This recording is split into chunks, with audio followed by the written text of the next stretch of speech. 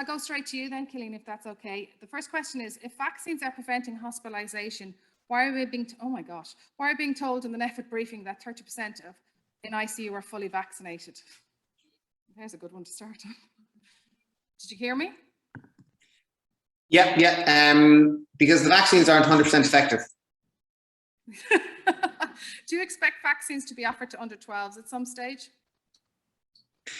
So from a personal perspective, I suppose, yes, I'm not speaking, I suppose, just clarify, I'm not speaking on behalf of NEFIT or anyone else, but from a personal perspective, I don't see how we control it without it. So we can make a decision as a society not to vaccinate them, but we don't reach community level protection within the near future if we don't. But at the moment, obviously, none of the vaccines is licensed in children. We're awaiting the data to come out, and that should be with us, I think, in the first quarter of the new year. Okay. Sorry, just there's a few more still coming in. And sorry, I didn't mean to be glib on the vaccine effectiveness, but in the context of the people in ICU, I suppose we don't know, at the moment, we don't yet have a good measure of who has responded to vaccine and who hasn't.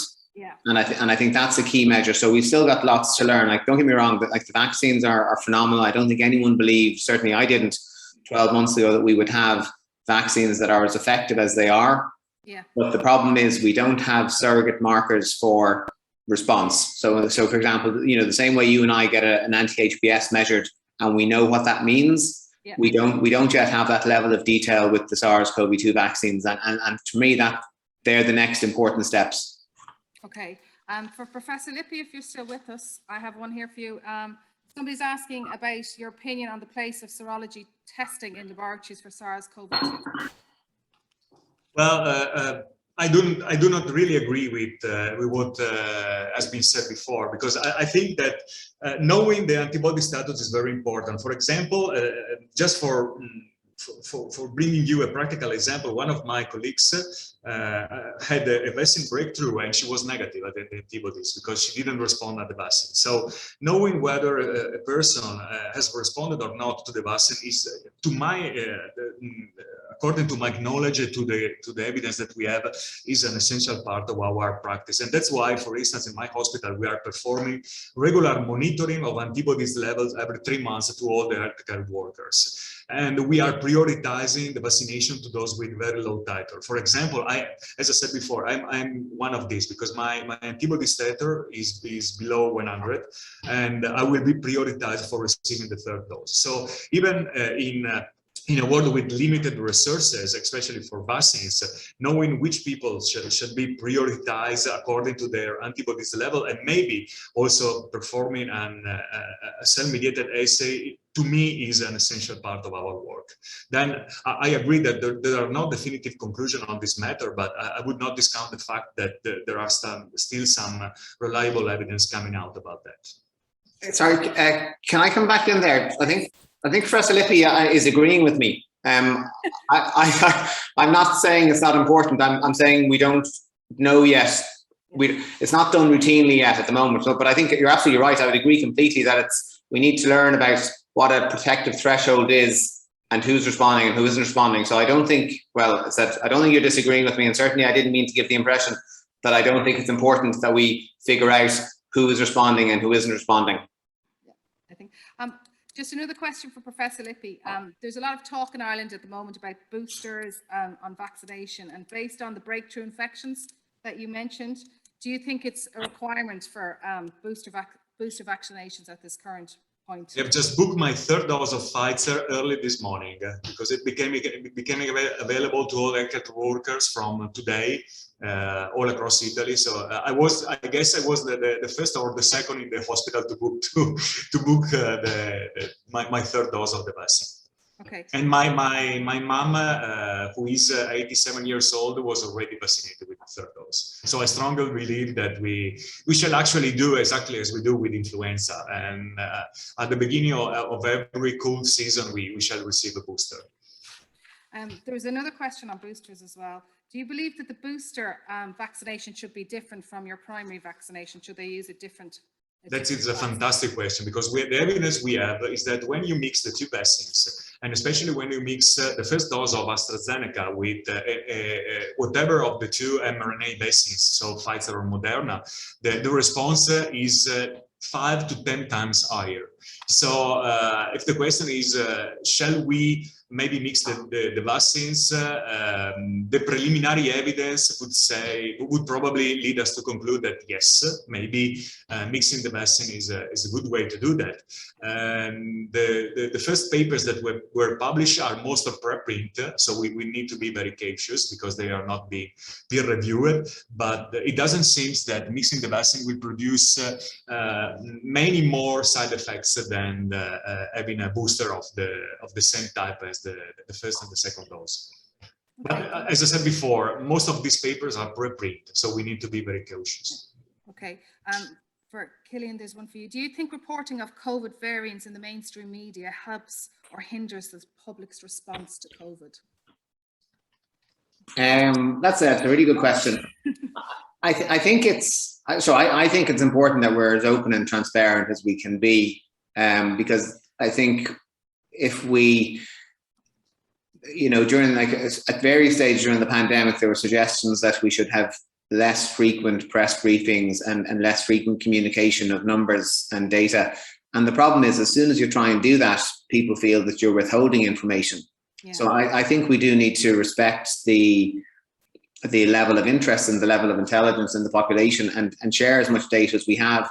And people can choose to take it on board, or people can choose to ignore it. I do think, obviously, there has been some, probably, what's the best way of putting it? I suppose some over-exuberant reporting about variants on occasion in the absence of any particular evidence that they're causing any harm. We've obviously had lots of different variants of concern and of interest and under monitoring, and really none of them has turned out to be as devastatingly bad or negative as we might have thought originally. So I think it's really important that we are responsible in our communication and our reporting, and wait to see what the data show us. And again, I would just acknowledge the work of Public Health England in this field, both with Alpha and with Delta, but also just all of the other variants they've had under investigation. And they've shared those data in real time on a weekly basis, and it's been really impressive.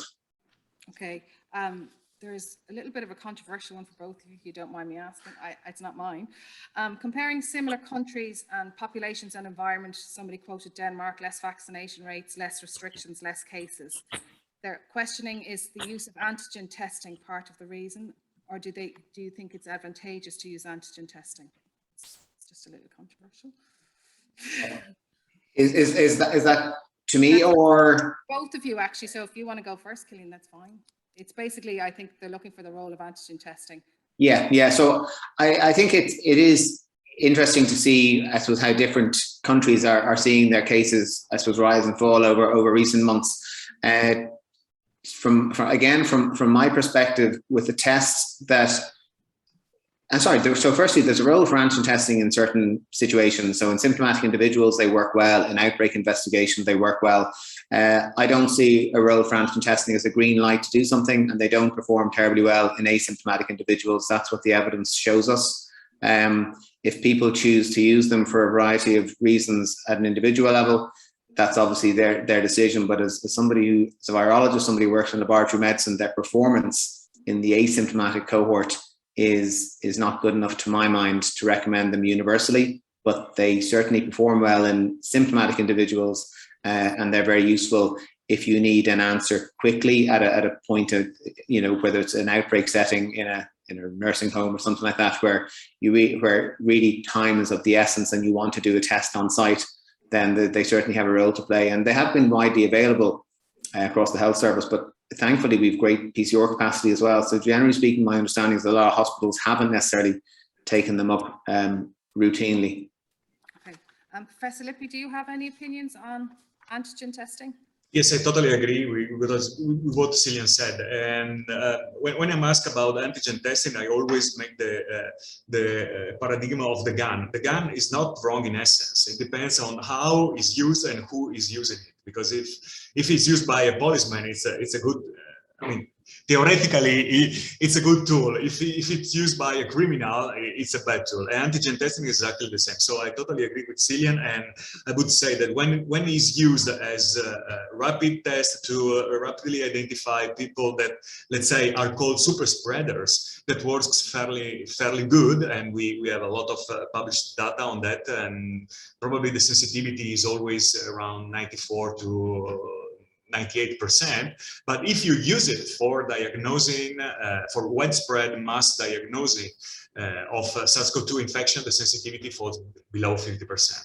So it will never be a surrogate of molecular testing, but it can be used for rapid mass screening for identify the so-called super spreaders. Okay, and this is the last question I think we'll have time for, just to both of you, if you don't mind.